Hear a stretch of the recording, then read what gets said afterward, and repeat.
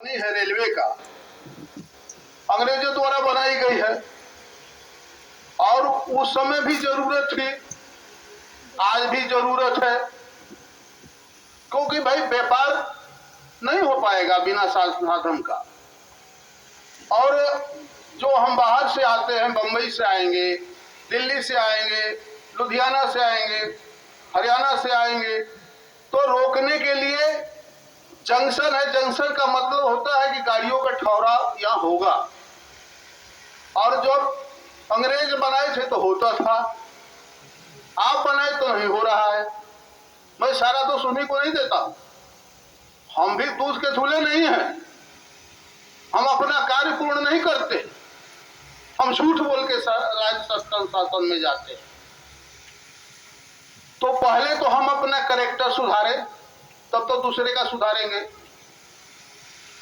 दूसरा है Fephna railway crossing overbridge.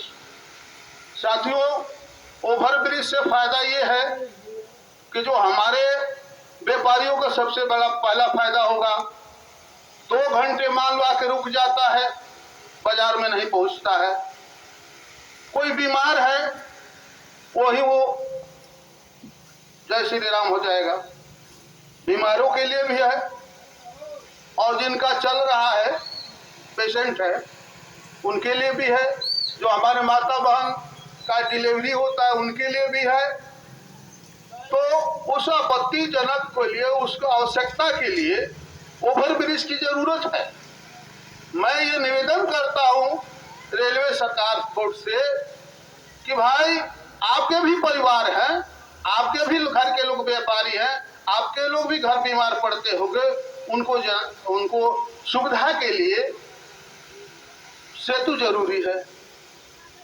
उसके बाद मैं ये मांग करता हूं कि सेतु का निर्माण तत्काल कराया जाए, गाड़ियों का ठहराव किया जाए।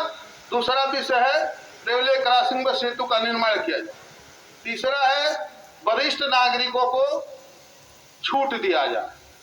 जो वरिष्ठ नागरिक है, 60 वर्ष से ऊपर है, पहले रेलवे में उनको छूट दी जाती थी, उसी तरह उनको छूट दी जाए ताकि उनको भी आने जाने में सुविधा महसूस हो। चौथा है टिकट खिड़की। रेलवे प्रशासन को मैं बताना चाहता हूं कि जो हम लोग प्लेटफार्म नंबर 1 से ट्रेन पकड़ना रहता है, हमको जाना पड़ता है 2 पर, और इतना जल्दी नहीं जा सकते, जाने के लिए 5 मिनट लगता है। और जब ट्रेन आती है उसी समय टिकट कटता है, तो भाग के जाइए, भाग के आइए। अगर 60 साल का आदमी जाने वाला हो और उसको टिकट की जरूरत हो, तो क्या 60 साल वाला आदमी कैसे जाएगा?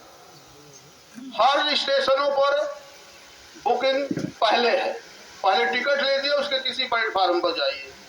तो फेफना में नहीं है, इसलिए फेफना में मांग किया जा रहा है हमारे संघर्ष समिति के द्वारा कि फेफना में प्लेटफार्म नंबर 1 पर खिड़की लगाया जाए, टिकट काउंटर, जिससे सुविधा यात्रियों को हो।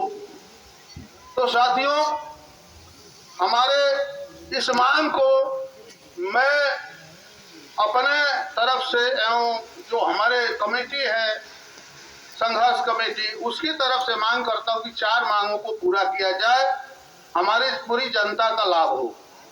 साथियों, रेलवे बोर्ड बना है, उसके मंत्रालय है, और जो मंत्री बनते हैं तो पूरे रेलवे का देखभाल करते हैं।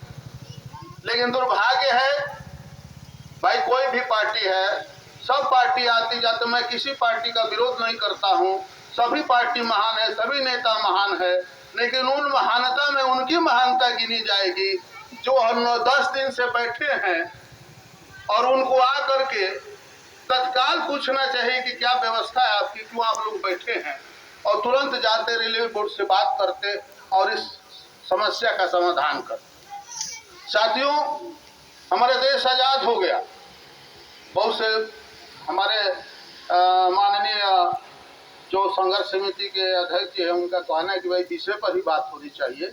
मैं विषय पर ही बात कहना चाहता हूं देश आज़ादी के बाद हुआ कि सब लोग हम लोग मिलजुल कर रहेंगे, भारत एक परिवार बनेगा, उस परिवार के सब सदस्य आपस में मिलजुल कर रहेंगे, लेकिन हुआ नहीं ऐसे। जो हमारे क्रांतिकारी भगत सिंह, चंद्रशेखर आजाद, राजगुरु, राम प्रसाद बिस्मिल, सुभाष चंद्र बोस, जो लोग सपना देखे थे समाजवाद का, वो पूरा नहीं दिखता है। उनके भी आत्मा कहीं ना कहीं पूछती है, क्योंकि हम लोग सब लोग भ्रष्टाचारी हो गए, सब लोग भ्रष्टाचारी हो गए, सभी लोग हैं उसमें। भाई कल साथी कह रहे थे कि कहीं भी जाइए बिना काम नहीं होता है, इसलिए आजादी लिए थे। अब कहते कि अंग्रेज खराब है। मैं कैसे मानूं कि अंग्रेज खराब है? क्या वो भ्रष्टाचार करता था, घूस लेता था? आप घूस ले रहे हो ना, किसी भी विभाग में जाइए, कचहरी विभाग जाइए, वही हाल है। तो इन लोगों को हटाना होगा। और दुर्भाग्य ये रहा कि जब देश आजाद हुआ तो उस समय भारत की जो शिक्षा प्रणाली थी बहुत कम परसेंट में पढ़े लिखे लोग, और जो पढ़े लिखे थे वो क्रांतिकारी से शहीद हो गए और सत्ता शासन मिल गया, पता ना किसके हाथ। देश का बंटवारा किया गया, कई लाख लोगों को कत्लेआम हुआ। तो अब ऐसा न हो, उसके लिए सिद्धांत बना, भारतीय संविधान बना कि इसमें सब मांग है, और जिस विभाग का मांग है उसी विभाग को धरने से आप ले सकते। तो हम उसी लिए इस धरने पर बैठे हैं कि जो हमारी 4 मांगे हैं उनको पूरा किया जाए। और जब तक ईमानदार नहीं आएगा, एक बार अगर इजाजत हो तो थोड़ी सी मैं अपनी बात कह लूं। जब रेलवे बना भारत में, प्रधानमंत्री तो बहुत हुए, जवाहरलाल पहला प्रधानमंत्री जी हुए। उसके बाद से अब हम लोग को तो उतना ज्ञान नहीं है, लेकिन एक ज्ञान आया हमको वैसे आप लोगों से मीटिंग के द्वारा। लाल बहादुर शास्त्री जी हुए थे एक बार देश का प्रधानमंत्री। तो जो प्रधानमंत्री हो उनको आना था गांव, अपने घर आ रहे थे, तो ट्रेन में बैठ गए जो मुगल सराय आती थी। तो जिस ट्रेन में बैठे तो उसके डब्बे में एसी लगा था, फर्स्ट क्लास का बना दिया गया था। उनको प्यास लगी तो टोटी देखे आए, तो निकले तो अब गर्मी लगने लगी। भाई गर्मी का मौसम था, तो सोचे यानी भाई मैं अंदर बैठा था तो ठंडी लग रही थी, अब बाहर निकलते उसे बड़ा गर्मी है। फिर पूरी ट्रेन को देखे तो जो जर्नल बोगी थी तो उसमें ठूस ठूस के भरे थे। तो हमारे प्रधानमंत्री, मैं उनको धन्यवाद देता हूँ तहे दिल से। उन्होंने कहा कि ये लोग हमको प्रधानमंत्री बनाते हैं, इतने कष्ट में जा रहे हैं, अब मैं कैसा नालायक प्रधानमंत्री हूँ जो अकेले इतना बड़ा सीट पर जा रहा हूँ, वो भी हमको ठंडा लग रहा है। तो उन्होंने कहा बुला करके स्टेशन मास्टर से कि पहले एसी को निकलवाओ, पहले एसी को निकलवाओ और तब ये ट्रेन चलेगी। एसी को निकलवाया गया और उसमें नहीं बैठे, वो जा करके जो किसान मजदूर जिस जनरल डब्बे में बैठे थे उसमें उन्होंने सफर किया और अपने गांव मुगल सराय। इस तरह के जब प्रधानमंत्री होंगे, इस तरह के लोगों में विचार आएंगे, तो हमको यहाँ बैठने की जरूरत नहीं है। हमारे तो राजेंद्र सिंह जी आते और 5 लोगों को लेते और कहते कि चलिए क्या समस्या है, हमारी ये समस्या स्टेशन मास्टर को दिया जाता, अब बोलते कि कल आइए आप लोग का समस्या हल हो जाए। तो हमारा देश उस तरह का बना नहीं, क्योंकि हमारा विचार नहीं बना। हम अशुद्धता में चल रहे हैं, हम शुद्ध है नहीं।